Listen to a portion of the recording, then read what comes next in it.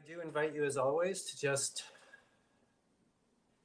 let's just take note of the breaths we are receiving and whatever your normal pace of inhaling and exhaling. We're just going to use the focus on the breath as a means to become maybe a little bit more present. Focusing on the breath just brings us into our body, helps us to be a little bit more present, letting go of anything we don't really need right now. And I invite you as well to simply set an intention for yourself for the 90 minutes that we'll be spending together here. So just a few moments of that.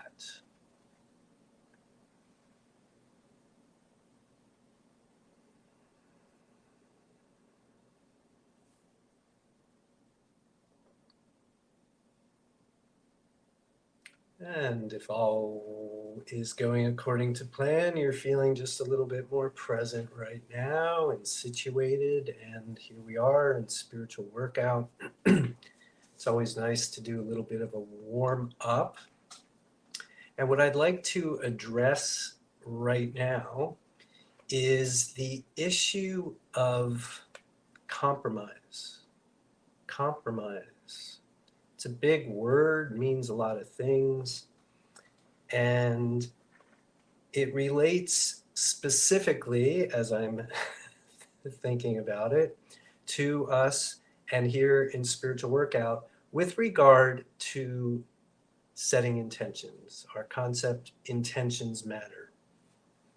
So we do what we do to articulate a shiny, clear intention, right? And if you've been here at all, and certainly if you've come to an intention setting clinic, you know how we do it, that it tends to take some effort to articulate it and get it to that place where we read it and we are like, yes, we are just right there in it, right? Yeah, ideal world, nobody can say no, money's no object, I can have this, yeah, that's what I want. And then we kind of move into phase two and we learn how to really use this intention and how to fuel it. Remembering the law of attraction is always on. That's why we're even bothering with intentions. We get more and more of what we think about. We get more and more of what we talk about. We get more and more of what we feel, right? So that's the whole point. So now we've got this intention shiny and clear. It's been running for a while and something shows up. And maybe right off the bat, we're not sure if it's going to really align 100%. Maybe it will, maybe it won't. We pursue whatever it is for a while. If it's a job intention, for example, then we might go on a few interviews before we make up our mind. If it's a relationship intention, right, we might go on a few dates. We might date for quite a while before we decide whether or not what has shown up is in alignment with our intention. Fantastic. Then the day comes where it becomes clear in one way or another that what has shown up is not really a full 100% match for what has been intended. And that's where this word compromise just comes floating into the whole thing. Well, the job is pretty good. I can tell I'm only going to make not quite as much money as I thought, but the people are nice, right? Blah, blah, blah, blah, blah, blah, blah, blah, blah. So I'll just compromise. Okay.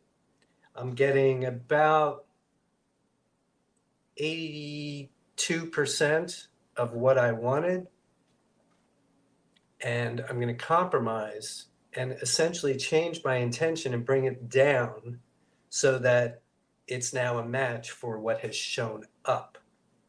Now look, nobody from the outside can tell another person, don't do that. Don't compromise, hold out, because we don't know what's going on with any of us, right, at any time. But what I want to point out is that there is a difference, and it's an important difference, between compromising and compromising who we are. So in the job example, I don't know how important it is or isn't for somebody to compromise a work intention. Who knows? There's so many variables that go on with any of us when we make these kinds of decisions. What I do know as a therapist, former, whole lot of people are really unhappy with their jobs. Why are they unhappy with their jobs? Because they made some sort of compromise. And it wasn't just one that was light and fluffy and easy to do. They compromised something about who they are. Wow, I don't really like what this company stands for. I don't like that I essentially have to check who I am at the door every morning when I walk in. I don't like the industry I'm in. I don't like what my company produces, right?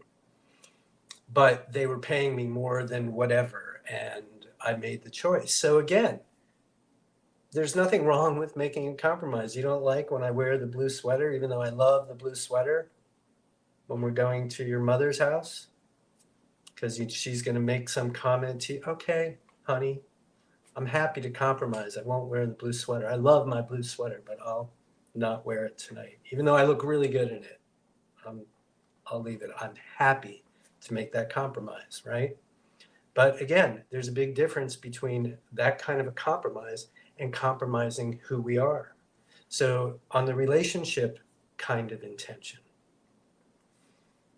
well, I don't even want to say that. I was going to say, what's more important? There's nothing more important, but it feels like, this is a relationship. This is maybe marriage. This is maybe living together forever. This is a serious, intimate, romantic relationship. And I've lived for a few decades, and I'm very clear about what I want. And here's somebody that shows up. Oh my God, this and then 4 dates in, it's like, I don't know. Clearly, if I stay with this person, my intention is not going to go all the way. It's pretty good, but it's not. A month later, 3 months later, 6 months later, still there, right? Still, that thing is not going to ever be 100%. So either release the person or essentially release the intention. Bring the intention down. Compromise. So again, you have to ask yourself, any of us in this situation, we have to ask ourselves, am I making a compromise that I'm willing to make happily? Or am I making a compromise that I'm willing to make even though I'm not that happy about it? Or am I compromising who I am? And oftentimes in relationship intentions, and that just sort of is an example, it's the kind of example where people are prone to compromising who they are. She'll change. She's amazing, and we're going to be together. And this, she'll change. I'm still gonna, right? I'm still going to be me, and everything's going to be fine. 5 years later, there they are in my office as a couple, sitting on opposite ends of the couch, looking the other way, and nobody's happy, and the energy's awful. And why? Fundamentally, way back in the beginning, somebody compromised who they were in order to have something that was not everything they said they wanted on a clear day when they were cultivating this intention. So we're left with the question, well, why would any of us compromise who we are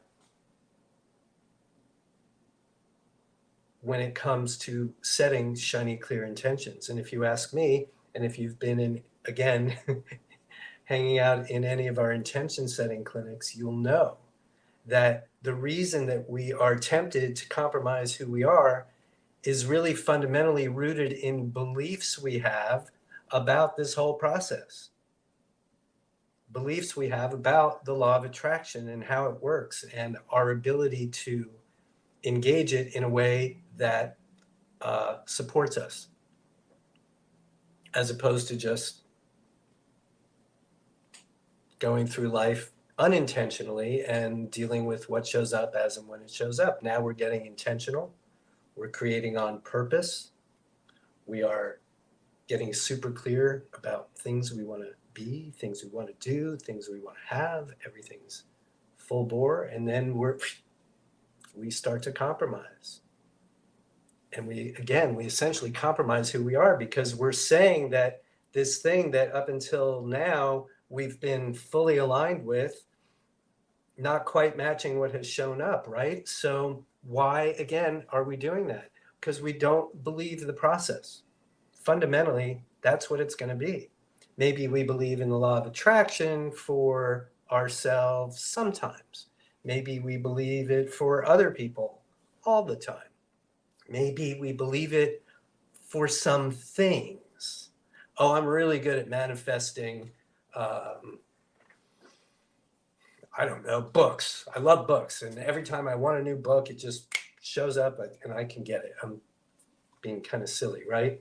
Oh, but now you're saying that I can set an intention for a relationship? Yeah, I don't think it's going to work for that, right? You see what I mean? So everybody can do what they want. But when you find yourself, if you find yourself compromising with an intention that on some clear day you set and were fully aligned with, and it's the kind of compromise where you really feel like you are compromising who you are, then that's where to really ask yourself, what am I believing? What am I believing about this process? What am I believing about setting shiny, clear intentions? What am I believing about the law of attraction? What am I believing about my ability to engage the law of attraction to create this big giant thing that I really do want, but I'm not quite sure? So again, compromise. Nothing wrong with it in general, only if and when we're compromising who we are. That's it. So nice deep breath with me, if you will. As I always like to say, hold on to the juicy bits and let go of anything else.